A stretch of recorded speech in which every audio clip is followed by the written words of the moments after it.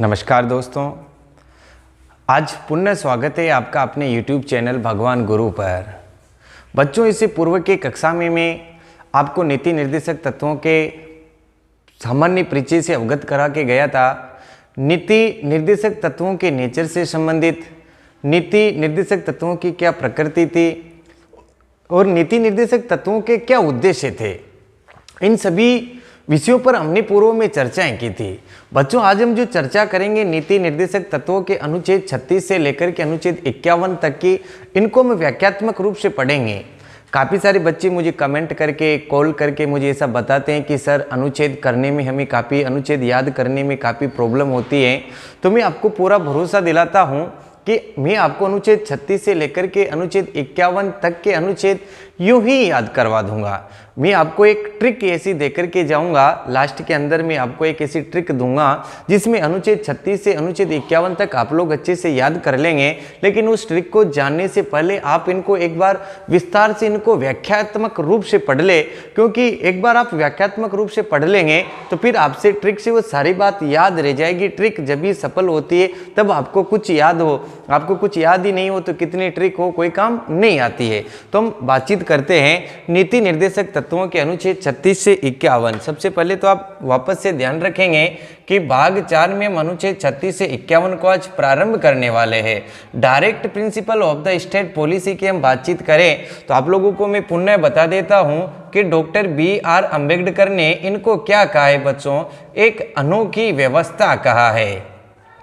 नीति निर्देशक तत्वों को डॉक्टर BR अम्बेडकर ने क्या कहा है, एक अनोखी व्यवस्था कहा है। साथ ही आप ध्यान रखेंगे इन्होंने ये भी कहा था कि जो राज्य इन्हें लागू नहीं करेगा आगामी चुनावों में उसका पतन सुनिश्चित है। ऐसा भी डॉक्टर BR अम्बेडकर ने नीति निर्देशक तत्वों के विषय में कहा था। साथ ही इन्हें एक अनोखी व्यवस्था बताया था। संविधान सभा के सदस्य KT शाह के विषय में भी अगर हम बातचीत कर लेते हैं, और KT शाह ने नीति निर्देशक तत्वों के विषय में कहा था कि हमें एक ऐसा चेक दे दिया गया है जिसका भुगतान किसकी इच्छा पर निर्भर करता है बच्चों, बैंक की इच्छा पर। आप लोग ध्यान रखेंगे उक्त कथन किसने कहा था, भुगतान किसके ऊपर निर्भर करता है, बैंक की इच्छा पर।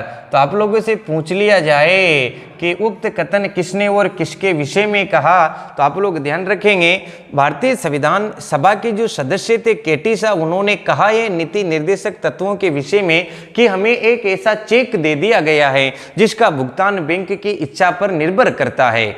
बच्चों, आप इसे ऐसा समझेंगे कि नीति निर्देशक तत्वों को लागू करना राज्य पर निर्भर करता है। तो यही बात यहीं पर है कि हमें ऐसा चेक दे दिया गया, अब बैंक चाहे तो हमें भुगतान करे और नहीं चाहे तो नहीं करे, हम कुछ भी नहीं कर सकते।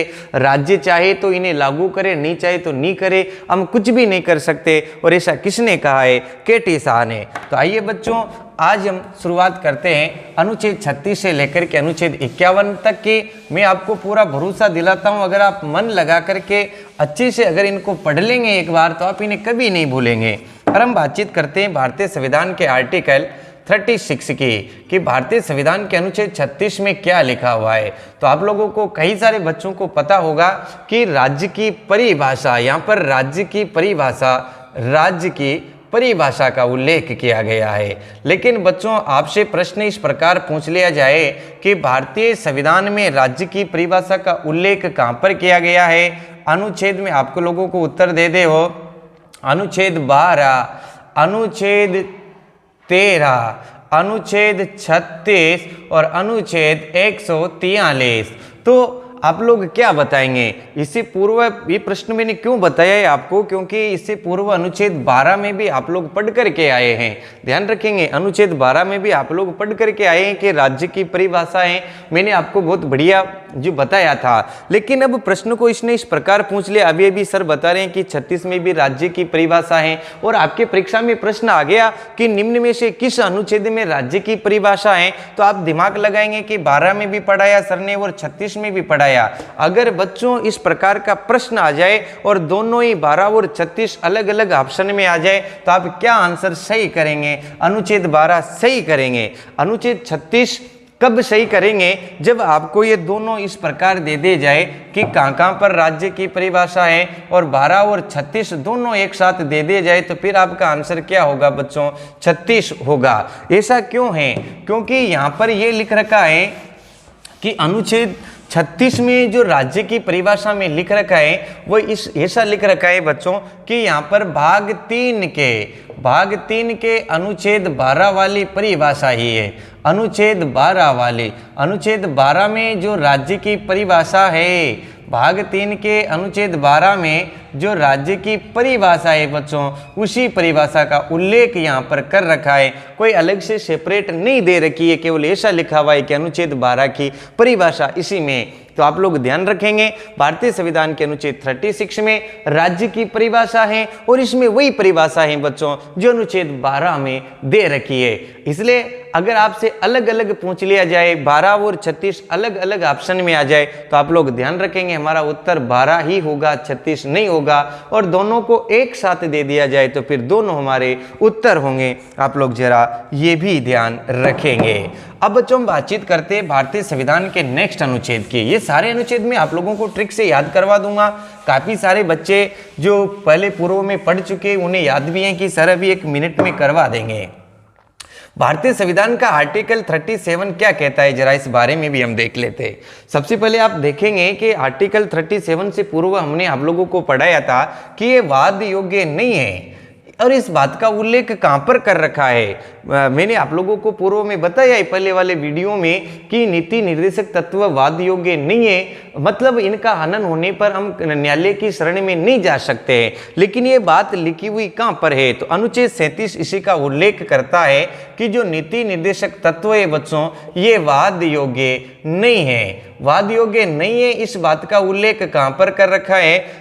तो इस बात का उल्लेख कहाँ पर कर रखा है? आर्टिकल 37 के अंदर। साथ में आप ये भी ध्यान रखेंगे कि राज्य नीति निर्धारण के समय, जब राज्य नीति का निर्माण करे, नीति का निर्धारण करे, तो नीति निर्माण के समय इनको ध्यान रखेगा। हमारी जो direct principle of the state policy है, हमारी जो नीति निर्देशक तत्व हैं, तो राज्य नीति निर्माण के समय इनका भी ध्यान रखेगा। ये आप लोग ध्यान रखेंगे, इनका ध्यान रखेगा। तो अनुच्छेद 37 में 2 बातों का उल्लेख है, आप लोग ध्यान रखेंगे।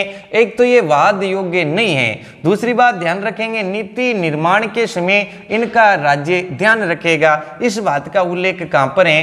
भारतीय संविधान के आर्टिकल 37 में। लेकिन बच्चों आप कंपटीशन की गाइड्स पढ़ते हो तो वहां पर फिर इसको बना करके इसका एक सेपरेट निश्चित अर्थ दे देंगे कि इन्हें मूलभूत माना गया है। ध्यान रखेंगे आपको ऐसा लिखा हुआ मिलेगा, इन्हें मूलभूत माना गया है तथा विधि द्वारा लागू करना राज्य का दायित्व होगा। ये इस बात का उल्लेख जो कर रखा है, ऐसा भारतीय संविधान में कहीं नहीं लिखा हुआ है लागू करना राज्य का दायित्व होगा। लेकिन ऐसा भारतीय संविधान में कहीं भी नहीं लिखा हुआ है। ये इनका अर्थ होता है, ये इनका क्या होता है बच्चों? अर्थ होता है, मूलभूत माना गया है। साथ में ध्यान रखेंगे कि इन्हें लागू करना किन का दायित्व होगा? राज्य का दायित्व होगा। लेकिन आप सही ओरिजिनल कॉन्स्टिट्यूशन में जो लिखा हुआ है 37 में, वह ये है कि ये वाद योग्य नहीं है। इस बात का उल्लेख 37 में है। साथ में नीति निर्माण के समय बच्चों इनका ध्यान रखा जाएगा। कोई भी राज्य सरकार या राज्य या हमारे देश की सरकार अगर नीति का निर्माण करती है, नीतियों का निर्धारण करती है, उस समय नीति निर्देशक तत्वों का ध्यान रखा जाएगा। और इसको वर्तमान में हमारी कंपटीशन की किताबों में क्या लिख करके दे दिया कि इन्हें मूलभूत माना गया है और विधि द्वारा लागू करना राज्य का दायित्व होगा। ऐसा लिखा हुआ है बच्चों भारतीय संविधान के आर्टिकल 37 में। अब हम जरा बातचीत करते हैं भारतीय संविधान के 38 आर्टिकल 38 आप लोगों से क्या कहता है? आप लोगों से अगर एक प्रश्न पूछ लिया जाए कि वास्तविक रूप से नीति निर्देशक तत्व कौन से अनुच्छेद से स्टार्ट होते हैं, बहुत बढ़िया जानकारी मैं आप लोगों को दे रहा हूं। काफी सारी परीक्षाओं में इस प्रकार के प्रश्न पूछ ले जाते हैं, तो आप लोग ध्यान रखेंगे अनुच्छेद 38 से ही वास्तविक रूप से, किस रूप से? वास्तविक रूप से नीति निर्देशक तत्वों की शुरुआत होती है। वास्तविक रूप से नीति निर्देशक तत्वों की शुरुआत होती है। जरा आप लोग ये भी ध्यान रखेंगे। अगर नीति निर्देशक तत्वों की शुरुआत वास्तविक रूप से नीति निर्देशक तत्वों की क्या होती है बच्चों, शुरुआत होती है, और वह कहाँ से होती है, अनुच्छेद 38 से होती है। आप लोग ये भी ध्यान रखेंगे। अब जरा हम देख लेते हैं अनुच्छेद 38 में ऐसा क्या लिखा हुआ है। तो आप लोग ध्यान रखेंगे अनुच्छेद 38 में ऐसा लिखा हुआ है, लोक कल्याण की अभिवृद्धि हेतु, और लोक कल्याण तो हमारा मुख्य उद्देश्य ही है। तो लोक कल्याण की अभिवृद्धि, लोक कल्याण को बढ़ाने के लिए राज्य क्या क्या करेगा, राज्य सामाजिक, लोक कल्याण की अभिवृद्धि एवं सामाजिक आर्थिक, इन शब्दों को आप लोग अच्छे से ध्यान रखेंगे, सामाजिक आर्थिक एवं राजनीतिक न्याय उपलब्ध करवाने के लिए। काफ़ी सारी परीक्षाओं में प्रश्न पूछा गया है। सिविल सर्विस के अलावा हमारी जो प्रशासनिक सेवाएं, राजस्थान की सबसे बड़ी आरएस, उसके अंदर भी ये प्रश्न पूछा गया है कि सामाजिक आर्थिक और राजनीतिक न्याय का उल्लेख कहाँ पर कर रखा है। तो बच्चों एस, सामाजिक से ये से आप ध्यान रख लेंगे, ये से आप ध्यान रख लेंगे ये, और राजनीतिक से आप ध्यान रख लेंगे आर, और इसको हम बोल सकते हैं एक साथ SAR न्याय। और SAR न्याय का जो उल्लेख कर रखा है प्रस्तावना में भी मैंने आपको बताया है कि सामाजिक आर्थिक एवं राजनीतिक न्याय के बारे में, लेकिन अनुच्छेद 38 में भी ऐसा लिखा हुआ है कि राज्य लोक कल्याण की अभिवृद्धि एवं सामाजिक आर्थिक एवं राजनीतिक न्याय उपलब्ध करवाने के लिए सामाजिक व्यवस्था बनाएगा। ये सा आप ध्यान रखेंगे। तो ये था बच्चों भारतीय संविधान का आर्टिकल 38। यहाँ से आप इस प्रकार ध्यान रखेंगे कि अनुच्छेद 38 से ही वास्तविक रूप से नीति निर्देशक तत्वों की शुरुआत होती है। काफी बढ़िया प्रश्न हो सकता है कि वास्तविक रूप से नीति निर्देशक तत्वों की शुरुआत कहां से होती है, भारतीय संविधान के आर्टिकल 38 से। और यहां लिखा क्या हुआ है कि राज्य लोक कल्याण की अभिवृद्धि के लिए, इनकी ग्रोथ के लिए क्या करेगा, एवं लोक कल्याण की अभिवृद्धि के लिए एवं सामाजिक आर्थिक और राजनीतिक न्याय उपलब्ध करवाने के लिए सामाजिक व्यवस्था बनाएगा। इस बात का उल्लेख कहां पर कर रखा है, अनुच्छेद 38 में। साथ में बच्चों आप ये भी ध्यान रखेंगे कि सामाजिक आर्थिक और राजनीतिक न्याय का उल्लेख प्रस्तावना में भी कर रखा है और नीति निर्देशक तत्वों के अनुच्छेद 38 में भी कर रखा है। जरा आप लोग ये भी ध्यान रखेंगे। अब हम बच्चों बातचीत करते हैं नेक्स्ट आर्टिकल की 39। जरा इसमें क्या लिखा हुआ है ये भी हम देख लेते हैं। मैं आपको एक एक अनुच्छेद बताऊंगा, कुछ नया भी जोड़ा तो उसके विषय में भी हम बातचीत करेंगे। आप लगातार बराबर बने रहेंगे, बढ़िया मन लगा करके, दिल लगा करके, केवल पढ़ने के लिए, आनंद लेने के लिए। भारतीय संविधान का आर्टिकल 39 क्या कहता है, सबसे पहले तो आप इसे अपने माइंड में फटाफट से इम्पोर्टेंट लगा लेंगे।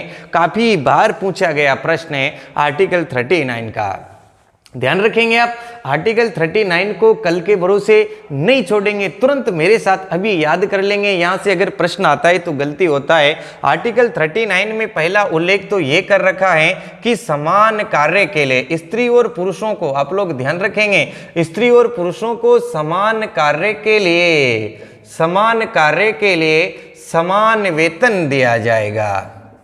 समान कार्य के लिए समान वेतन दिया जाएगा। इस बात का उल्लेख कहां पर लिखा गया है, दिया जाएगा। इस बात का जो उल्लेख कर रखा है बच्चों, वह कर रखा है भारतीय संविधान के आर्टिकल 39 में। जरा बच्चों मैं आपको बता दूं, आप कुछ पुलिस की तैयारी कर रहे होंगे, कुछ पटवार की कर रहे होंगे, कुछ रिट की कर रहे होंगे। कई सारे हमारे ऐसे बच्चे भी हैं जो अभी भी हमारे साथ सेकंड ग्रेड की तैयारी कर रहे हैं। तो इन सभी बच्चों को मैं बताना चाहता हूँ कि जैसे आप लोगों की जॉब लगेगी, जैसे आपको नौकरी मिलेगी, तो आपको बराबर वेतन नहीं दिया जाएगा। समान कार्य के लिए समान वेतन, आपको प्रोबेशन में वेतन पूरा नहीं मिलेगा। ध्यान रखेंगे आप। आपके जो आगे 8-10 साल पहले लगे उनको 60-70 हज़ार 50 हज़ार जो भी उनका पे होगा उसके हिसाब से उन्हें, वेतन के हिसाब से उन्हें मिल जाएगा। लेकिन आपको स्टार्टिंग में पूरे पैसे नहीं मिलेंगे। 2 वर्ष तक आप काम ये की कर रहे हैं लेकिन वेतन बराबर नहीं है। जबकि भारतीय संविधान का आर्टिकल 39 की पहली बात, इसमें बहुत सारे आधारों का उल्लेख कर रखा है। मैं मुख्य आधार आप लोगों को बताऊंगा। तो अनुच्छेद 39 का आधार ये कहता है कि समान कार्य के लिए समान वेतन दिया जाएगा, लेकिन बच्चों आपको नहीं दिया जा रहा है। और यही भारतीय संविधान की खूबसूरती है। जरा आप लोग ध्यान रखेंगे। क्योंकि direct principle of the state policy की अगर हम बातचीत करते हैं तो ये वाद योग्य नहीं है। भारतीय संविधान के आर्टिकल 37 में हम ऐसा पढ़ करके आए तो हम इनका वाद नहीं कर सकते। सेकेंड नंबर पर आप ध्यान रखेंगे, यहां पर दूसरा जो आधार है वो है कि सार्वजनिक धन का, आप लोग ये भी ध्यान रखेंगे, इसका दूसरा आधार क्या है बच्चों, सार्वजनिक धन का सार्वजनिक हित में ही प्रयोग किया जाएगा। जरा आप लोग ये भी ध्यान रखेंगे, काफी बार पूछ ले गए ये, सार्वजनिक धन का सार्वजनिक हित में प्रयोग किया जाएगा, ये भी आप लोगों को ध्यान रखना है, सार्वजनिक धन का सार्वजनिक हित में प्रयोग किया जाएगा। अब इसके तीसरे आधार की अगर हम बातचीत करते हैं तो तीसरे आधार में बच्चों आप लोग ये ध्यान रखेंगे कि धन का समान वितरण, धन का क्या कर दिया जाएगा बच्चों, समान वितरण रहेगा, मतलब केंद्रीकरण नहीं किया जाएगा, ये आप लोग ध्यान रखेंगे। धन का क्या होना चाहिए, समान वितरण होना चाहिए, ऐसा भी आप लोग ध्यान रखेंगे। बच्चों के लिए उचित वातावरण भी प्रदान करेगा, ये भी आप लोग ध्यान रखेंगे। तो अनुच्छेद 39 की मुख्य बातें आप लोग ध्यान रख लेंगे। समान कार्य के लिए समान वेतन दिया जाएगा, इसी में उल्लेखित है। सार्वजनिक धन का सार्वजनिक हित में प्रयोग किया जाएगा, इसी में उल्लेखित है। और धन का समान वितरण दिया जाएगा, इसी में उल्लेखित है, ये आप लोग ध्यान रखेंगे।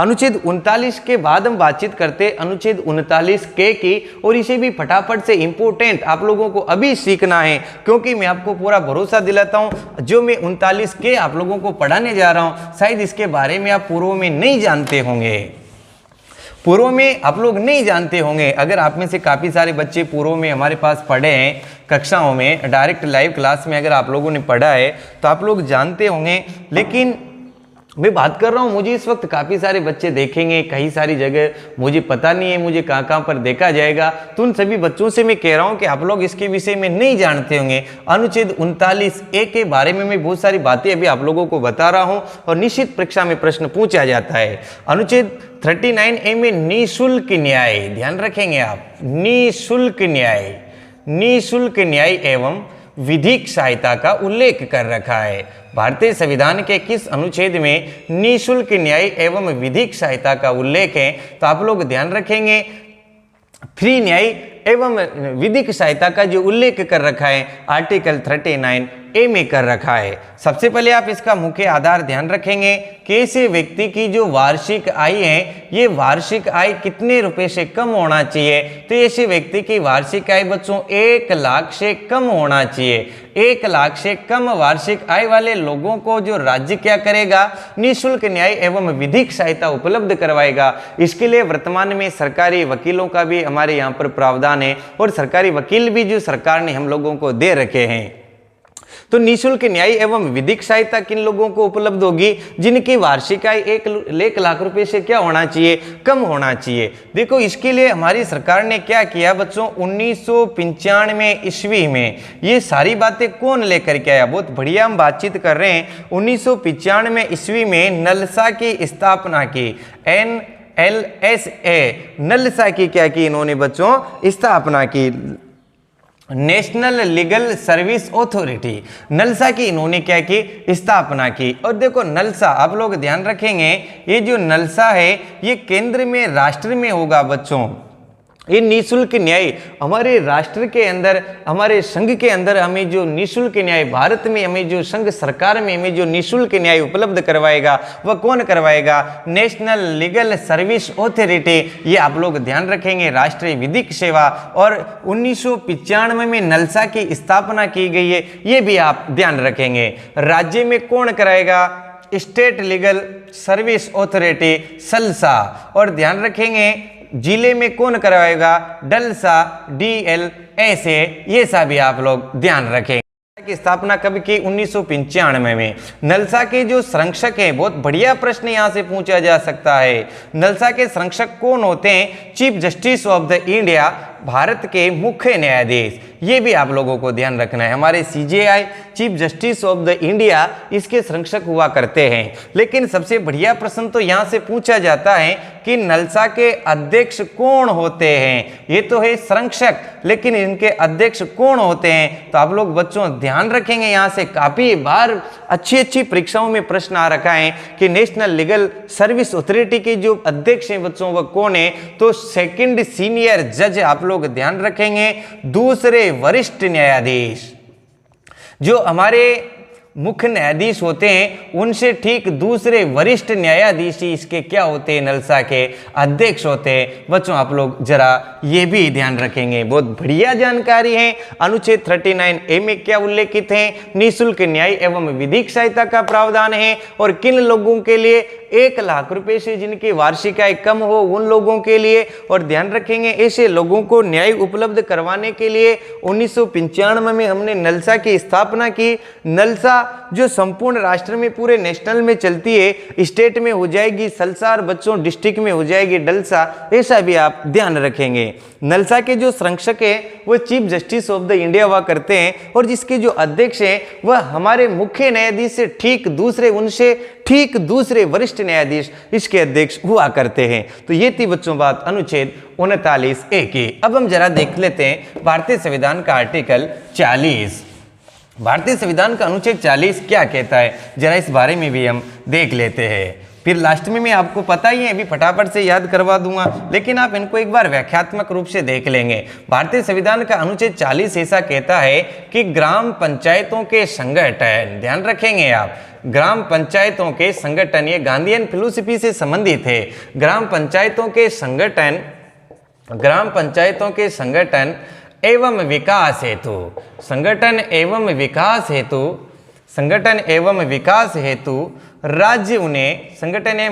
हेतु राज्य उन्हें क्या करेगा बच्चों, अधिकार उपलब्ध करवाएगा। बहुत बढ़िया जानकारी हो सकती है, अधिकार उपलब्ध करवाएगा। काफी बार पूछा जाता है प्रश्न, उपलब्ध करवाएगा कि ग्राम पंचायतों के संगठन एवं विकास हेतु राज्य उन्हें क्या करेगा बच्चों, अधिकार उपलब्ध करवाएगा। और ये अनुच्छेद 40 से ही हमने 73वां संविधान संशोधन किया था, ये भी आप लोग ध्यान रखेंगे। और ये गांधी जी के ग्राम स्वराज्य से संबंधित है, जरा आप लोग ये भी ध्यान रखेंगे, ये गांधीयन फिलोसफी से संबंधित है। कल इससे पूर्व के वीडियो में मैंने अलग अलग करके सारे नीति निर्देशक तत्व बताए हैं, कुछ सामाजिक भी है, कुछ गांधीवादी भी है, कुछ मिश्रित हैं, कुछ अलग हैं, तो सारे मैंने पूर्व के वीडियो में बता दिए। अगर आपने नहीं देखा हो तो आप हमारी प्लेलिस्ट में जाकर के नीति निर्देशक तत्वों का एक परिचय नामक आपको वहां पर मिल जाएगा वीडियो, और उसमें से आप लोग देख लें। तो अनुच्छेद 40 ग्राम पंचायतों के संगठन एवं विकास की बात करता है, और ध्यान रखेंगे गांधी जी के दर्शन से संबंधित है,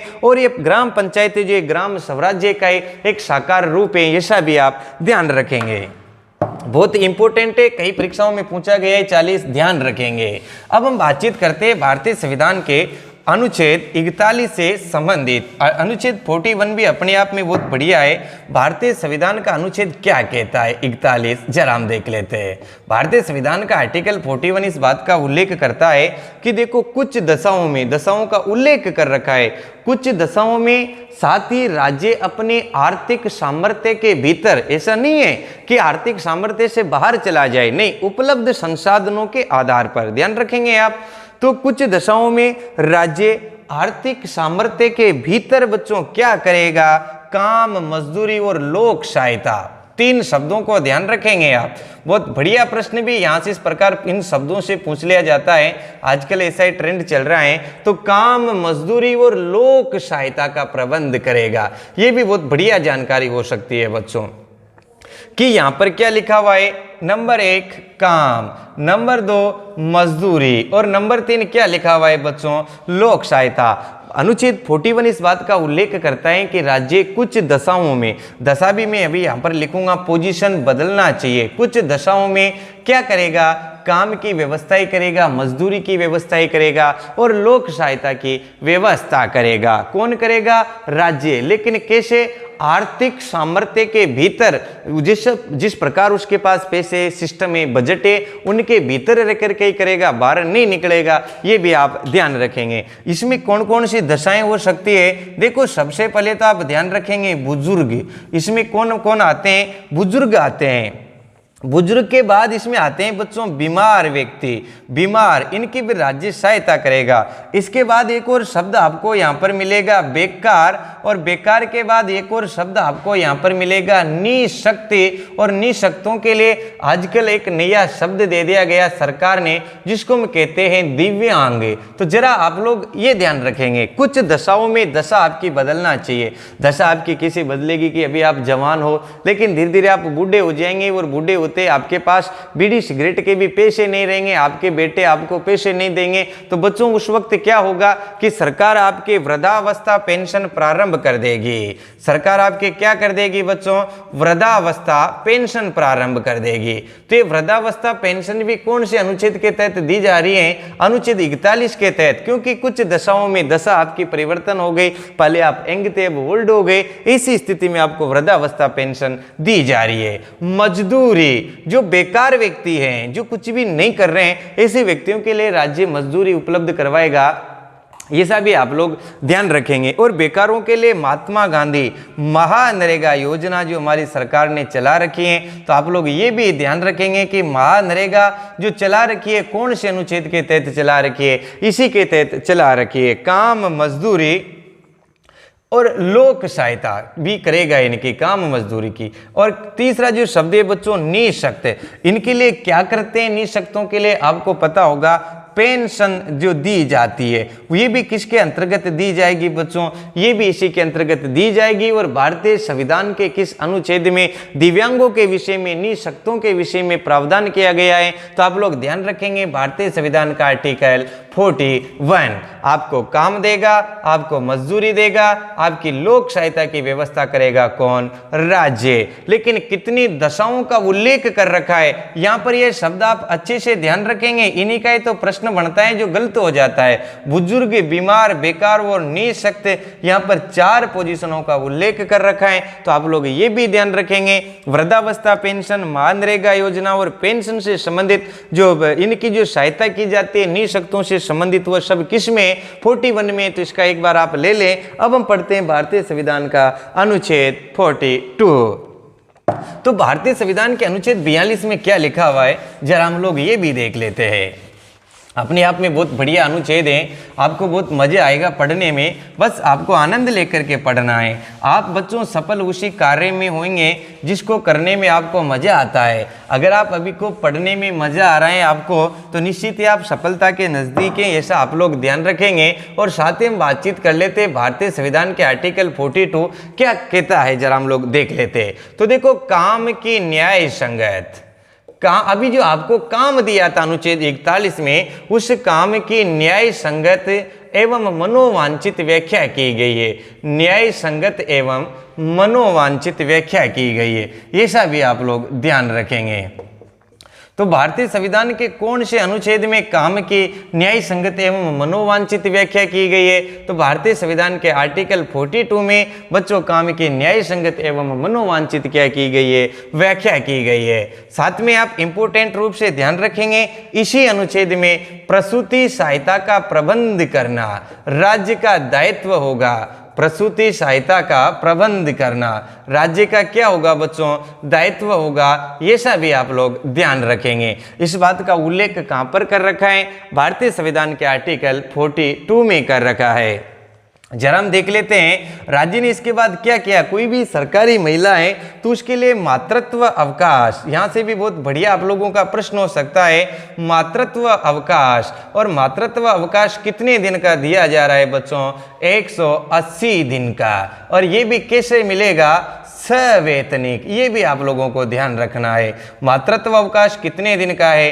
180 दिन का सवैतनिक। और वर्तमान में बच्चों पितृत्व अवकाश कितने दिन का है? तो अनुच्छेद 42 के तहत पितृत्व अवकाश दिया जा रहा है 15 दिन का, वो भी कैसा? सवैतनिक। ये भी आप लोग ध्यान रखेंगे।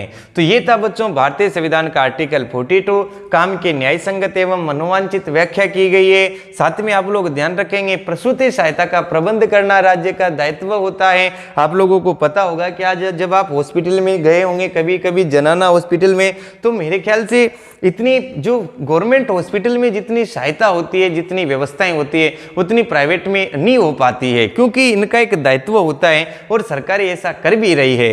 पितृत्व अवकाश 15 दिन का और मातृत्व अवकाश 180 दिन का, ये भी आप ध्यान रखेंगे। सवैतनिक। अब हम बच्चों बातचीत करते हैं भारतीय संविधान के आर्टिकल 43 की, गांधीयन फिलोसफी से संबंधित है, ये भी आप लोग ध्यान रखेंगे। गांधी जी चाहते थे कि लघु उद्योग हो, कुटीर उद्योग हो, और ऐसा ही संविधान सभा के सदस्यों ने किया। गांधी जी के दर्शनों को इसमें लिखा है, जरा आप लोग ध्यान रखेंगे। गांधी जी चाहे संविधान सभा के सदस्य नहीं थे, लेकिन फिर भी उनके दर्शन संविधान में स्पष्ट रूप से दृष्टिगोचर होते हैं। और भारतीय संविधान का अनुच्छेद 43 कहता है कि राज्य लघु उद्योग, ध्यान रखेंगे आप, राज्य लघु उद्योग और कुटीर उद्योगों को बढ़ावा देगा। राज्य लघु उद्योग और कुटीर उद्योगों को क्या देगा बच्चों? बढ़ावा देगा। कुटीर उद्योगों को बढ़ावा देगा। लघु उद्योग और कुटीर उद्योगों को बढ़ावा देने के लिए अभी कई सारी योजनाएं भी सरकार चला रही है। साथ में आप लोगों को पता होगा कि आपको पैसे भी, लोन भी दिया जा रहा है इनके लिए। अनुच्छेद 43 के या 43A जरा आप लोग देख लेंगे। अनुच्छेद 43A और अनुच्छेद 43A क्या कहता है? अगर 43A है तो निश्चित ही जोड़ा गया है। और आप लोग ध्यान रखेंगे 42वें संविधान संशोधन 1976 के तहत क्या जोड़ा गया है? अनुच्छेद 43A जोड़ा गया है। और अनुच्छेद 43A में क्या लिखा हुआ है आप साफ रूप से ध्यान रखेंगे बच्चों। उद्योगों के प्रबंध में, इन उद्योगों के मैनेजमेंट में, उद्योगों के प्रबंध में कर्मचारियों की भूमिका, उद्योगों के प्रबंध में क्या की गई है? कर्मचारियों की भूमिका निश्चित की गई है। कर्मचारियों की भूमिका निश्चित की गई है, ये भी आप लोग ध्यान रखेंगे। भूमिका निश्चित की गई है। उद्योगों के प्रबंध में कर्मचारियों की भूमिका क्या की गई है बच्चों? निश्चित की गई है। कहाँ पर की गई है? अनुच्छेद 43A में। और अनुच्छेद 43A कब जोड़ा? 42वें संविधान संशोधन 1976 के तहत जोड़ा। और इसमें इन उद्योगों के मैनेजमेंट में, इन उद्योगों के प्रबंध में हमारे कर्मचारियों की भूमिका निश्चित की गई है। अब हम अभी हाल ही में एक और इसमें जोड़ दिया गया है बच्चों, अनुच्छेद 43B, जरा हम इसकी भी बातचीत कर लेते हैं। अनुच्छेद 43B बच्चों 97वें संविधान संशोधन 2012 के तहत जोड़ा गया है। बहुत बढ़िया नॉलेज हो सकती है, ध्यान रखेंगे आप, और यहीं से प्रश्न बन भी सकता है। अनुच्छेद 43B में क्या उल्लेखित है? इन्होंने लघु उद्योग, कुटीर उद्योग कहा, और इनके लिए 1904 के अंदर हमारे यहाँ पर भिनाई अजमेर में सहकारी उद्योगों की स्थापना की गई थी। सहकारी समिति की, राजस्थान की प्रथम सहकारी समिति की स्थापना की गई थी 1904 भिनाई अजमेर के अंदर। और बच्चों उन्होंने काफी विकास किया, आप लोग ध्यान रखेंगे, वो काफी बड़ी और धीरे धीरे बढ़िया लोगों ने उनसे जुड़ना प्रारंभ किया और उनको फायदा हुआ। तो तुरंत हमने 2012 में क्या किया?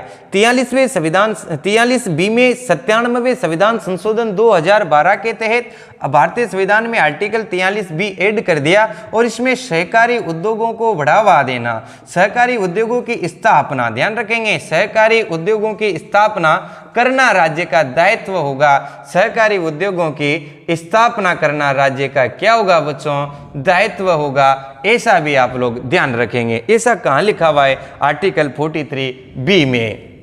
तो बच्चों जरा आप लोग इसका भी ले लें। अब हम पढ़ते हैं कॉमन सिविल कोड, समान सिविल संहिता, जिसे आप लोग इंपोर्टेंट कर लेंगे और मेरे साथ अभी ही याद कर लेंगे। भारतीय संविधान का अनुच्छेद 44 क्या कहता है, जरा हम लोग देख लेते हैं। बहुत बढ़िया बात बताता है। समान सिविल संहिता के सभी नागरिकों के लिए समान सिविल संहिता होगी। वो कैसे होती है वो आपको मैं बताता हूँ। अनुच्छेद 44 नागरिकों के लिए क्या है बच्चों? समान सिविल संहिता।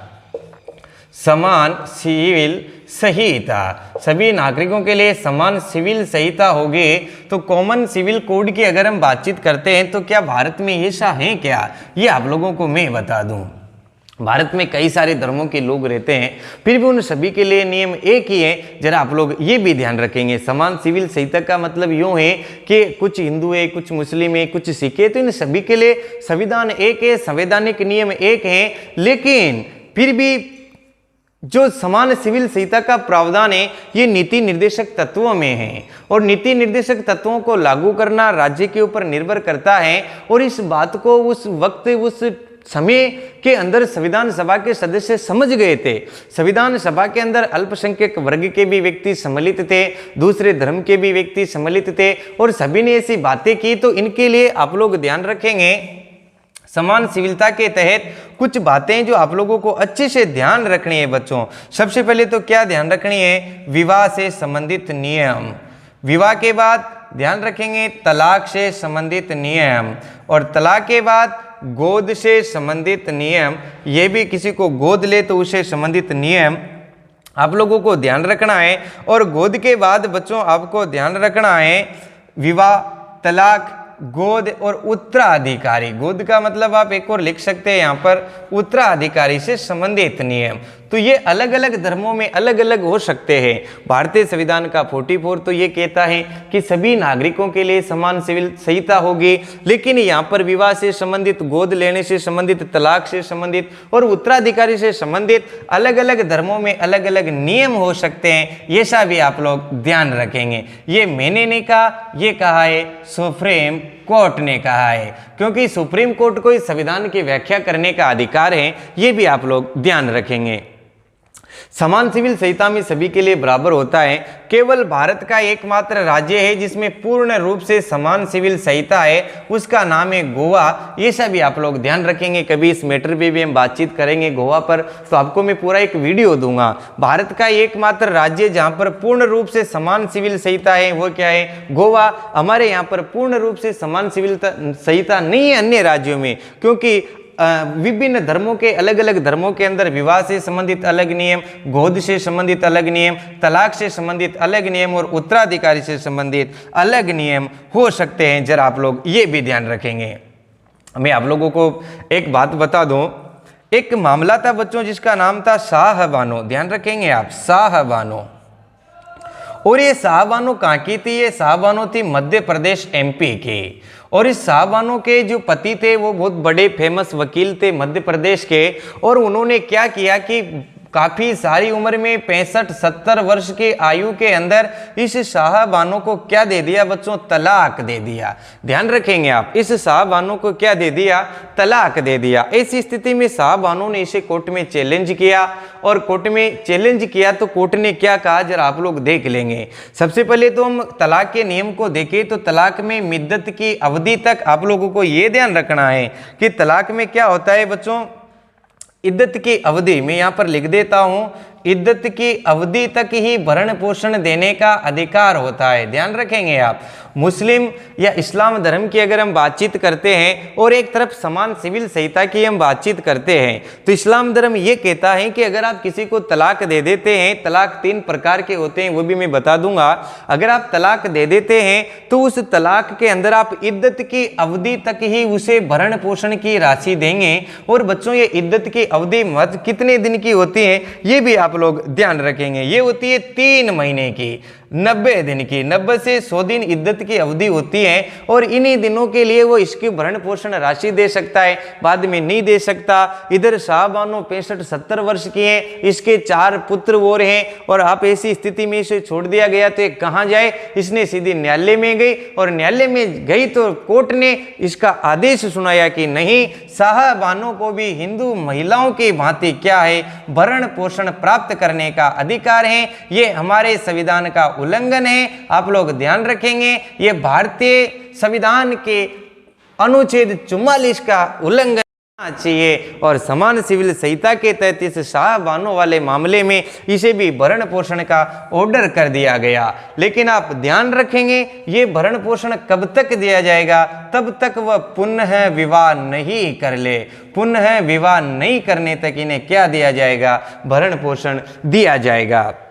अभी अभी आप बातचीत कर रहे थे तलाक के विषय में, तो आप लोग तलाक की भी अगर मैं आपसे बातचीत करूं तो ध्यान रखेंगे। सबसे पहले तो बच्चों तलाक ए हसन, कितने प्रकार के जो तलाक हैं सारी हम बातचीत करते हैं। तलाक ए हसन, नंबर 2 का जो तलाक होता है बच्चों वो होता है तलाक ए अहसन। ये भी आप लोग ध्यान रखेंगे, तलाक ए हसन, तलाक ए अहसन। और इसके बाद आप लोग ध्यान रखेंगे तलाक ए मिद्दत, तलाक ए बिद्दत, ये वाला भी आप ध्यान रखेंगे, तलाक ए बिद्दत।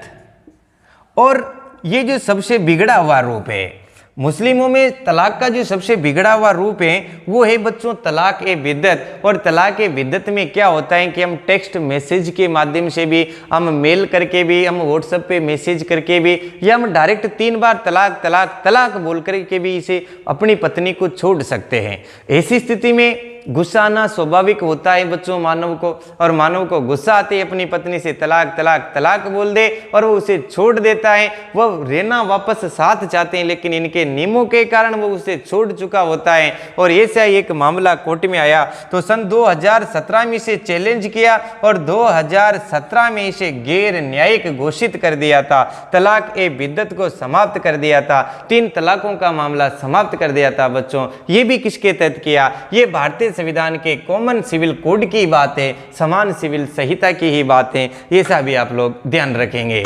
नेक्स्ट हम बातचीत करते हैं भारतीय संविधान के आर्टिकल 45 की। निश्चित ही बच्चों आपके बातचीत समझ में आ रही होगी, क्योंकि सारी तमाम तरह की परीक्षाएं आप लोग देंगे। कुछ रिट की देंगे, कुछ पटवार की देंगे, कुछ पुलिस की देंगे, तो कुछ आप में से बड़ी बड़ी आरएस जैसी परीक्षाएं भी देंगे। तो हम लोगों को यहाँ पर सारी बातें करना जरूरी है। तो हम अब बातचीत करते हैं भारतीय संविधान के आर्टिकल 45 की। जरा इसमें क्या लिखा हुआ है। आर्टिकल 45 अपने आप में बहुत बढ़िया अनुच्छेद है, बहुत अच्छे से आप लोग समझना।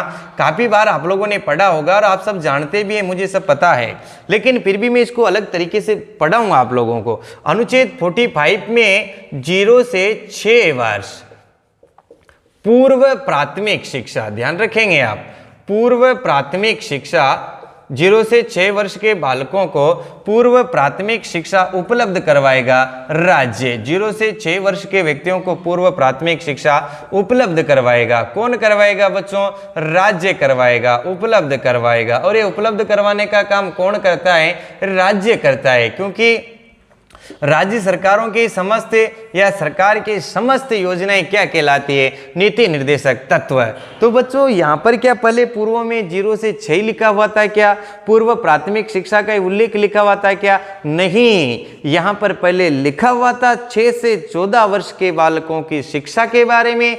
लेकिन हमने क्या किया बच्चों, इसके तहत आप लोग ध्यान रखेंगे, हमने एक संविधान संशोधन किया था, 86वां संविधान संशोधन 2002। और इस 86वें संविधान संशोधन 2002 के तहत हमने क्या किया कि इस 6 से 14 वर्ष के बालकों को यहां से हटा करके हम कहां पर ले गए? अनुच्छेद 21A के अंतर्गत ले गए, और वहां पर उसे क्या बना दिया गया बच्चों? अधिकार बना दिया गया। ऐसी स्थिति में भारतीय संविधान का 45 खाली हो गया, निरसित हो गया, इसमें कुछ लिखा हुआ नहीं था। तो तुरंत 2002 में इसमें क्या किया गया? वापस 0 से 6 वर्ष के बच्चों को पूर्व प्राथमिक शिक्षा उपलब्ध करवाने का अधिकार राज्य के पास होगा, राज्य का दायित्व होगा। ये भी आप लोग ध्यान रखेंगे। और इसके तहत आंगनबाड़ी संस्थानों की स्थापना की गई। जरा आप लोग ये भी ध्यान रख लेंगे, आंगनबाड़ी जो शिक्षा होती है बच्चों, ये पूर्व प्राथमिक शिक्षा से संबंधित होती है। अब हम बातचीत करते हैं भारतीय संविधान के अनुच्छेद 46 से संबंधित। भारतीय संविधान का आर्टिकल 46 क्या कहता है, जरा हम ये भी देख लेते हैं। तो भारतीय संविधान का आर्टिकल 46 ऐसे कहता है कि देखो, ST scheduled tribes and schedule caste, अनुसूचित जाति, अनुसूचित जनजाति एवं अन्य कमजोर वर्ग के, बहुत अच्छे से आपको ध्यान रखना है, एवं अन्य कमजोर वर्ग के, जो कमजोर है, अन्य कमजोर वर्ग के बालकों की शिक्षा की व्यवस्था, बालकों की शिक्षा की व्यवस्था कौन करेगा? राज्य करेगा। शिक्षा की व्यवस्था कौन करेगा बच्चों? राज्य करेगा। तो जरा आप लोग ध्यान रखेंगे कि भारतीय संविधान का आर्टिकल 46 अनुसूचित जाति, अनुसूचित जनजाति एवं अन्य कमजोर वर्ग के जो बालक है उनकी शिक्षा की व्यवस्था करेगा। इस बात का उल्लेख कहां पर लिखा हुआ है? अनुच्छेद 46 में। लेकिन राज्य नहीं करे तो हम इनके विरुद्ध कोर्ट में नहीं जा सकते, ऐसा आप ध्यान रखेंगे, क्योंकि इनको न्यायिक शक्ति प्राप्त नहीं है। अब हम देखते हैं भारतीय संविधान का आर्टिकल 47। यहाँ से आप लोगों के बहुत बढ़िया प्रश्न तैयार होते हैं। सबसे पहले इसको डायरेक्ट आप लोग क्या कर लीजिए, इंपोर्टेंट कर लीजिए। और मैं अब हम पढ़ते हैं भारतीय संविधान के अनुच्छेद 47 के विषय में कि अनुच्छेद 47 में क्या लिखा हुआ है। तो अनुच्छेद 47 में 2 आधारों का उल्लेख है, आप लोगों को ये भी ध्यान रखना है। सबसे पहले तो अनुच्छेद 47 की अगर हम बातचीत करें तो आप लोग ऐसे ध्यान रखेंगे अनुच्छेद 47 को कि इसमें राज्य के प्राथमिक कर्तव्य का उल्लेख कर रखा है। यहां से आप लोगों का प्रश्न गलती करवाएगा वह कि राज्य के प्राथमिक कर्तव्य का उल्लेख कहां पर कर रखा है। तो आप लोग ध्यान रखेंगे कि राज्य के प्राथमिक कर्तव्यों का उल्लेख आप फटाफट भाग 4 के कर्तव्यों में चले जाएंगे। बच्चों ऐसा नहीं है। राज्यों की जो प्राइमरी ड्यूटीज होगी, राज्यों के जो प्राथमिक कर्तव्य हैं, ये भारतीय संविधान के अनुच्छेद 47 में उल्लेखित है। ध्यान रखेंगे आप, राज्य के प्राथमिक कर्तव्य कहां पर उल्लेखित है? भारतीय संविधान के अनुच्छेद 47 में। और अनुच्छेद 47 में राज्य के क्या क्या प्राथमिक ड्यूटीज है, जरा आप लोग वो भी देख लेंगे। प्राथमिक इनका जो पहला तो कर्तव्य होगा, ये आप लोग ध्यान रखेंगे कि इनके जीवन स्तर में सुधार करेगा। ये राज्य की प्राथमिक कर्तव्य है कि राज्य के लोगों के जीवन स्तर में क्या करेगा बच्चों? सुधार करेगा। जीवन स्तर में सुधार के बाद नंबर 2 आप लोग ध्यान रखेंगे कि इनके पोषार का ध्यान रखेगा, पोषार में वृद्धि करेगा, इनके पोषण का पूरा ध्यान रखेगा, ये भी आप लोग ध्यान रखेंगे। और नंबर 3 में इनके स्वास्थ्य वर्धन संबंधी योजनाएं चलाएगा, ऐसा भी आप ध्यान रखेंगे। तो आप लोग ध्यान रखेंगे। प्रश्न इस प्रकार भी हो सकता है कि निम्न में से राज्य के प्राथमिक कर्तव्य नहीं है या प्राथमिक कर्तव्य है, तो लोगों के जीवन स्तर को ऊंचा उठाएगा, उनके लिए इनके स्वास्थ्य योजनाएं चलाएगा, इनके पोषार का इनका भी विशेष ध्यान रखेगा। आर्टिकल 47 का 2 क्या कहता है? मादक पदार्थों का सेवन निषेध है। लेकिन ध्यान रखेंगे अभी कई सारे मादक पदार्थ चल रहे हैं, क्योंकि ये क्या है? नीति निर्देशक तत्वों में लिखा हुआ है। मादक पदार्थों का सेवन क्या कर दिया गया? निषेध कर दिया गया। ये भी आप लोग ध्यान रखेंगे। लेकिन ये किस में किया गया है? नीति निर्देशक तत्वों के आर्टिकल 47 में। और आप लोगों को पता है कि ये राज्य के ऊपर निर्भर करते हैं। अब मैं कुछ बहुत बढ़िया बातें आप लोगों के लिए लेकर के आता हूँ। सबसे पहले तो एक स्कूल में मिड डे मील दोपहर के भोजन की योजना चल रही है बच्चों, और इसका मुख्य उद्देश्य स्कूलों में नामांकन बढ़ाना है। लेकिन इसे प्रारंभ करने का जो मूल आधार है, अनुच्छेद है, वो कौन सा है? 47। क्योंकि पोषार में तथा इनके स्वास्थ्य में वृद्धि करने के लिए जो दूध पिला रहे हैं, दूध वाली योजना भी किससे संबंधित है? 47 से। मादक पदार्थों से संबंधित सरकार ने एक योजना चलाई है बच्चों, उसको आप ध्यान रखेंगे। आरएस की परीक्षा में पूछा गया है कि नया सवेरा योजना का संबंध किससे है? तो नया सवेरा योजना, और नया सवेरा योजना भी इसी के तहत चलाई गई है। और इसमें बच्चों डोडा जो अफीम की खोल होती है, इन डोडा खाने वाले व्यक्तियों के डोडा, केवल डोडा मात्र से, ना शराब ना अफीम। ध्यान रखेंगे आप, आरएस की परीक्षा में शब्द दिए और इसमें एक तरफ डोडा दे रखा था, लास्ट में उपयुक्त सभी दे रखा था। तो सभी लोगों ने उपयुक्त सभी किया, बहुत सारे लोगों ने, जबकि सेपरेट किससे संबंधित था? केवल डोडा से, पोस्ट से संबंधित था। तो ऐसे व्यक्तियों को, डोडा खाने वाले व्यक्तियों के ये डोडा छुड़ाने के लिए नया सवेरा योजना जो सरकार ने चलाए, इसके तहत जयपुर में एक हॉस्पिटल भी बनाया गया है जहां व्यक्ति को एडमिट करके इसे छुड़ाए जाते हैं। तो ये भी आप लोग ध्यान रखेंगे। तो ये थी बात बच्चों भारतीय संविधान के अनुच्छेद 47 के। अब हम चलते हैं भारतीय संविधान के अनुच्छेद 48 की तरफ, अनुच्छेद 48 की तरफ। जरा वो क्या कहता है उसे भी हम देख लेते हैं। तो भारतीय संविधान का अनुच्छेद 48 बहुत बढ़िया अनुच्छेद है। अनुच्छेद 48 यूं कहता है कि राज्य क्या करेगा? कृषि एवं पशुपालन को। देखो, राज्य क्या करेगा? कृषि एवं पशुपालन को, कृषि एवं पशुपालन को आधुनिक और वैज्ञानिक तरीके से करवाएगा। ये भी आप लोगों को ध्यान रखना है, आधुनिक एवं वैज्ञानिक तरीके से करवाएगा। इस बात का उल्लेख कहां पर कर रखा है? भारतीय संविधान के अनुच्छेद 48 में करवाएगा। ये भी आप लोगों को पता रखना है कि जो भारत, हमारे जो राज्य होंगे, हमारी जो सरकारें होंगी, वह कृषि एवं पशुपालन को आधुनिक एवं वैज्ञानिक तरीके से करवाएगा। मैं आपको यहाँ पर बता दूं, पशुपालन और अनुच्छेद 48 में आप लोग ध्यान रखेंगे कि यहाँ पर पालतू पशुओं का वध बलि देना निषेध कर दिया गया है। और खासकर आप लोगों से पूछा गया है परीक्षा के अंदर कि गो हत्या का निषेध किसमें किया गया है? तो आप लोग ध्यान रखेंगे अनुच्छेद 48 कभी आता है, लेकिन वहां पर इस बात का उल्लेख नहीं है। वहां पर 48 क में क्या है बच्चों? पर्यावरण एवं जीव जंतुओं का उल्लेख है, पालतू पशुओं का नहीं है। और गाय तो हमारी माता है, पालतू पशु हम इसे पालते हैं, इसलिए गो हत्या का निषेध जो किया गया है अनुच्छेद 48 में किया गया है। गाय के मांस के लिए एक शब्द का प्रयोग किया जाता है बीफ, और इस पर भी रोक लगा दी गई। किसके लिए? 48 के तहत। ये भी आप ध्यान रखेंगे। अनुच्छेद 48 के आप लोग वापस वही ध्यान रखेंगे, 42वें संविधान संशोधन, 42वें अमेंडमेंट जो 1976 में हुआ था, उसी के तहत भारतीय संविधान में अनुच्छेद 48 के सेट किया गया है। और 48 के में क्या लिखा हुआ है? देखो, राज्य क्या करेगा? पर्यावरण का संरक्षण करेगा। पर्यावरण का क्या करेगा? संरक्षण करेगा। साथ में पर्यावरण का संवर्धन भी करेगा, पर्यावरण को बढ़ाएगा भी सही, एवं जीव एवं पर्यावरण का संरक्षण करेगा, संवर्धन करेगा, एवं जीवों की भी क्या करेगा? वन्य जीवों की भी रक्षा करेगा। वन्य जीवों की रक्षा का दायित्व भी किसको दिया गया है? राज्य को दिया गया है। ये सब आप लोग ध्यान रखेंगे। तो ये थी बात बच्चों भारतीय संविधान के आर्टिकल 48 की। पुनः देख लेंगे। 48 में कृषि एवं पशुपालन को आधुनिक एवं वैज्ञानिक तरीके से करवाएगा, वर्तमान में हो रहा है।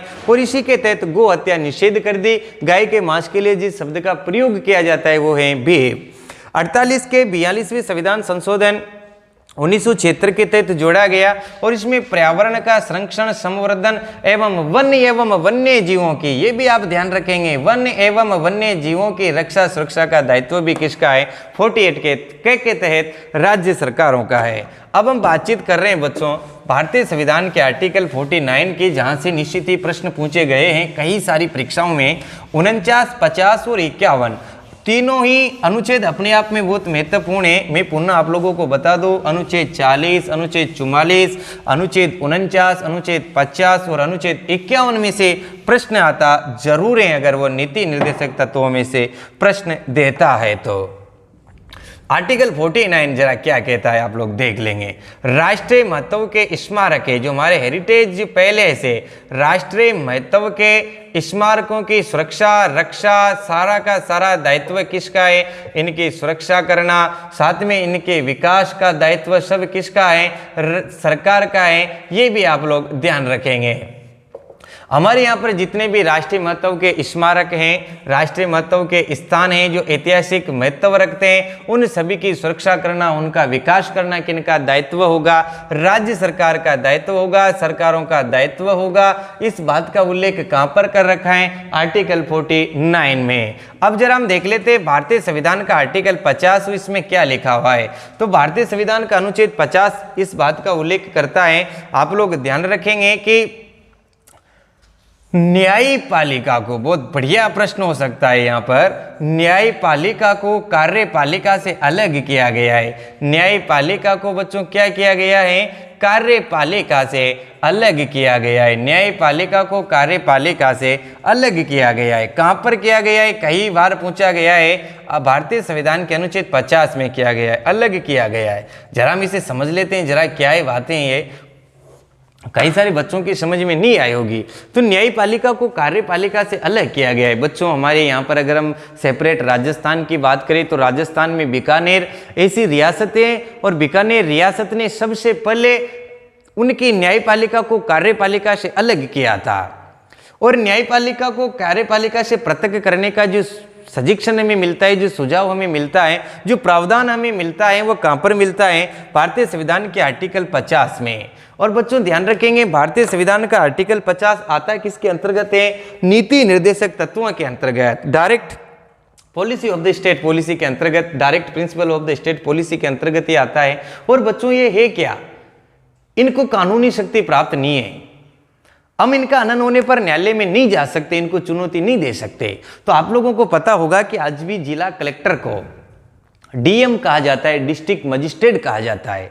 जिला कलेक्टर साहब एक तो कार्यपालिका, जो हमारा यहाँ पर जो कार्यपालिका से संबंधित है, कार्यपालिका के डायरेक्टर हैं जिले लेवल पर, साथ में न्यायपालिका के भी हैं, ध्यान रखेंगे, उनको डीएम डिस्ट्रिक्ट मजिस्ट्रेट भी कहा जाता है। जबकि यहाँ पर क्या कर रखा है कि न्यायपालिका को कार्यपालिका से अलग कर रखा है, लेकिन फिर भी नहीं हो रहा है। एसडीओ सब डिविजनल ऑफिसर, उनको एसडीएम सब डिविजनल मजिस्ट्रेट क्यों कहा जाता है? क्योंकि उनके पास भी न्यायपालिका और कार्यपालिका दोनों ही शक्तियां हैं। तो बच्चों, ये कई सारे अपवाद हमेशा मिलता है, ये बिल्कुल ही भारतीय संविधान के अनुच्छेद 50 का उल्लंघन है। लेकिन ये क्या है? नीति निर्देशक तत्व है और इनका हनन होने पर हम कहाँ नहीं जा सकते? न्यायालय में नहीं जा सकते हैं। अब हम बातचीत करते हैं इनके अंतिम अनुच्छेद। आप काफी देर से ये भी चर्चा सोच रहे होंगे कि सर ने ट्रिक के लिए कहा था, फटाफट से याद करवाएंगे। हम बहुत देर से देख रहे हैं, अभी तक ट्रिक का नाम भी नहीं ले रहे हैं। अरे जिन्होंने इतनी मेहनत की है, मेरे साथ पढ़ा है, उनको मैं जरूर याद करवा के जाऊंगा, घबराएंगे नहीं।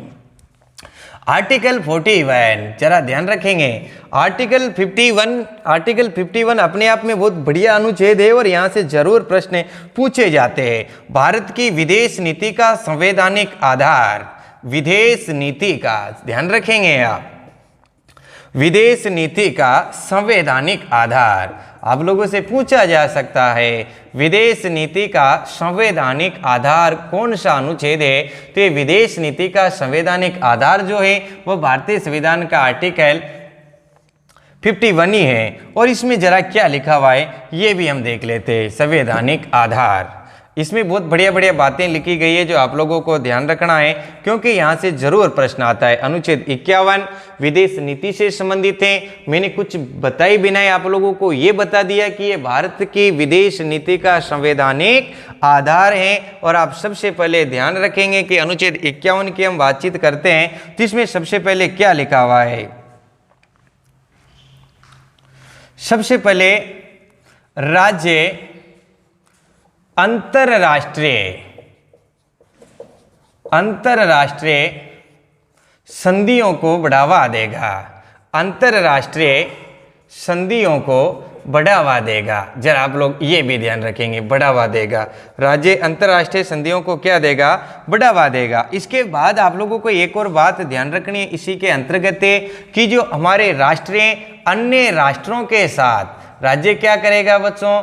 अन्य राष्ट्रों के साथ न्यायोचित व्यवहार करेगा। अन्य राष्ट्रों के साथ क्या करेगा? न्यायोचित व्यवहार करेगा। ऐसा भी कहां पर लिखा हुआ है? अनुच्छेद 51 के अंदर ही लिखा हुआ है। साथ में आप एक और बात ध्यान रखेंगे कि अंतरराष्ट्रीय विवाद को मध्यस्थता से सुलझाएगा। अंतरराष्ट्रीय विवाद को बच्चों क्या करेगा? मध्यस्थता से सुलझाएगा। अंतरराष्ट्रीय विवाद को मध्यस्थता से सुलझाएगा, मध्यस्थता से सुलझाएगा। ये सभी आप लोग ध्यान रखेंगे। तो ये थी बात बच्चों, सुलझाएगा। ये थी बात बच्चों किसकी? भारतीय संविधान के आर्टिकल 51 के। अब इसके बाद मैं आपको ट्रिक बताऊंगा, लेकिन आप ध्यान रखेंगे अनुच्छेद 51 भारत की विदेश नीति का संवैधानिक आधार है। राज्य अंतरराष्ट्रीय शांति संधियों को बढ़ावा देगा। अन्य राष्ट्रों के साथ न्यायोचित संवैधानिक बढ़िया अच्छे व्यवहार करेगा जिससे हमारे व्यवहार बने रहे।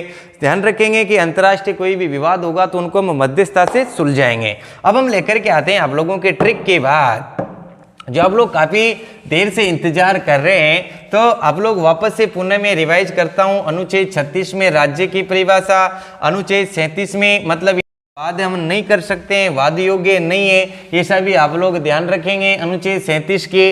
और 36 और 37 के बाद अनुच्छेद 38 में मैंने आप लोगों से कहा था कि मैं आपको ऐसी अनुच्छेद 38 से ही मुख्य रूप से हमारे क्या चालू होते हैं? नीति निर्देशक तत्व है। अब नीति निर्देशक तत्वों को याद करने के लिए आप ऐसा ध्यान रखेंगे कि आपके गांव के अंदर एक सर थे जिनका नाम था करुण सर। और करुण सर पढ़े लिखे थे। आपके गांव में एक मीटिंग हो रही थी, उस मीटिंग में पंच इकट्ठे हो रहे थे और पंचों के सामने वह करुण सर बोल जाते हैं और पंच उनसे कहते हैं कि भैया तेरी यहाँ पर नहीं चलेगी। और उन्होंने क्या कहा कि काने पंच से प्रश्न ना कर। उन तरुण सर ने क्या कर लिया? इनसे प्रश्न कर लिया। तो आप लोग ध्यान रखेंगे, बहुत बढ़िया ट्रिक है। काने पंच से प्रश्न ना कर, काने पंच से प्रश्न ना कर, काने पंच से प्रश्न ना कर। शशि का जाप, आप लिख लो आप, शशि का जाप करुण सर करना। नाम क्या था सर का? करुण सर। शशि का जाप करुण सर करना, करुण सर करना क्या मिलेगी बच्चों? शांति मिलेगी। क्या मिलेगी? शांति मिलेगी। तो आप लोग ध्यान रखेंगे, काने पंच से प्रश्न ना कर, शशि का जाप करुण सर करना, शांति मिलेगी। ये आपको याद हो गया तो आपको पूरे के पूरे नीति निर्देशक तत्व याद हो गया, क्योंकि आपने काफ़ी प्रयास किया, काफ़ी देर से आप लोग मेरे साथ हैं, व्याख्यात्मक रूप से आप लोग जान गए। तब अब हम शॉर्ट से देखते हैं। अनुच्छेद 36 37 आप लोग पढ़ चुके, और वास्तविक रूप से कहाँ से स्टार्ट होते हैं? 38 से। कहाँ से आप लोग ध्यान रखेंगे? कल्याणकारी। अनुच्छेद 38 लोक कल्याण की वृद्धि के लिए कल्याणकारी। एक कीवर्ड, एक शब्दों को चोरो, बस एक कीवर्ड सेट कर लो, कल्याणकारी। अनुच्छेद 38 में लोक कल्याण की अभिवृद्धि के लिए, सामाजिक आर्थिक राजनीतिक न्याय उपलब्ध करवाने के लिए सामाजिक व्यवस्था बनाएगा। लेकिन डायरेक्ट बात तो कल्याण की है, इसलिए डायरेक्ट कल्याण करो पहले से, शुरू से ही अपना। का का मतलब क्या होगा? कल्याणकारी। ने का मतलब निःशुल्क न्याय विधिक सहायता। ने का मतलब निःशुल्क वाला सिस्टम। ठीक, अनुच्छेद 39 में हमने पढ़ा था, बहुत सारे प्रावधान थे, लेकिन अब दिमाग में आ गया सारा ही, क्योंकि इससे याद हो गया। तो अनुच्छेद का मतलब अनुच्छेद 38 कल्याणकारी, ने का मतलब निःशुल्क न्याय विधिक सहायता 39, पंच का मतलब ग्राम पंचायतें। अनुच्छेद 40 अभी आप पढ़कर के आए, ग्राम पंचायतों का गठन करेंगे, संगठन करेंगे, विकास करेंगे, सारा सिस्टम है। अनुच्छेद इसमें काने पंच शेषे आप लोग ध्यान रखेंगे, शिक्षा, बेकारी व बेकार की अवस्था में इनको शिक्षा की भी व्यवस्था करेगा। अनुच्छेद 41 का संबंध इससे जरा आप लोग ऐसा ध्यान रखेंगे कि काम की, मजदूरी की, शिक्षा की, इनकी व्यवस्थाएं कर रहा था कुछ दशाओं में, तो शे का मतलब वहां से ध्यान रख लेंगे। प्रश्न का मतलब आप लोग ध्यान रखेंगे, अनुच्छेद 42 वो प्रसूति वाला मामला, और प्रसूति से आप लोग सब ध्यान रख ही लेंगे कि अनुच्छेद 42 में प्रसूति सहायता का प्रबंध है, काम के न्याय संगत मनोवांछित व्याख्या है, ये सा ध्यान रखेंगे। कर का मतलब 43 में क्या है बच्चों? कर्मकार। कर का मतलब कर्मकार, कर्मकार का मतलब काम करने वाले व्यक्तियों के लिए लघु उद्योग, कुटीर उद्योग लगाएगा। कर्मकार काम करने वाले व्यक्तियों के लिए लगाएगा। स का मतलब बच्चों आप ध्यान रखेंगे, अनुच्छेद 44 स का मतलब समान, एक समान सिविल संहिता का प्रावधान किया गया है, 44 में स से सेट कर लेंगे। शी का मतलब बच्चों ध्यान रखेंगे शिक्षा, और अनुच्छेद 45 में पूर्व प्राथमिक शिक्षा का उल्लेख है, आप बात समझ ही गए। अनुच्छेद 46 में आप ध्यान रखेंगे जासे जाति, एसटी, एसी और कमजोर वर्ग के जातियों को शिक्षा उपलब्ध करवाएगा, ऐसा अनुच्छेद 46 में जासे जाति ध्यान रख लें। और पशे बच्चों ध्यान रखेंगे पोषार, ये राज्य के प्राथमिक कर्तव्यों से संबंधित आ गया, जो अनुच्छेद 47 में हमने पढ़ा। पोषार की इनकी सारी व्यवस्थाएं, पशे क्या ध्यान रखेंगे? पोषार। और कैसे बच्चों ध्यान रखेंगे, अनुच्छेद 48 कृषि। कैसे क्या होता है? कृषि। और नए किस में आता है? पर्यावरण में। तो ये हो गया 48 के पर्यावरण का संरक्षण वगैरह वगैरह, और 48 में कैसे क्या हो गया? कृषि। नए किस में आता है? पर्यावरण में। तो ये क्या हो गया? पर्यावरण का संरक्षण। सर से ध्यान रखेंगे आप स्मारक, और स्मारक किस में आते हैं? 49 में। स्मारक किस में आते हैं रे बच्चों? 49 में। कैसे कार्यपालिका, न से न्यायपालिका, दोनों को अलग अलग किस में किया? 50। और शांति तो आपको ध्यान ही, अंतरराष्ट्रीय शांति अनुच्छेद 51 में आपको भी मिली होगी परम शांति, क्योंकि अब आपको क्या हो गए हैं? याद। तो ये थे बच्चों आपके नीति निर्देशक तत्व, निश्चित ही आपके समझ में आए होंगे। अगर नीति निर्देशक तत्वों से कोई भी प्रॉब्लम, समस्या, आप लोगों के प्रश्न है तो मुझे कमेंट करके बता दीजिए, मैं आपके सब उत्तर दूंगा। अगर आपको ये क्लास पसंद आई है तो आप मुझे लाइक और कमेंट करके जरूर बताएं। साथ में अभी तक भी आपने हमारे चैनल को सब्सक्राइब नहीं किया हो तो प्लीज़ आप हमारे चैनल को सब्सक्राइब करके बेल आइकन पर क्लिक कर दें, ताकि नेक्स्ट आपको अलग अलग वीडियो प्राप्त हो सके।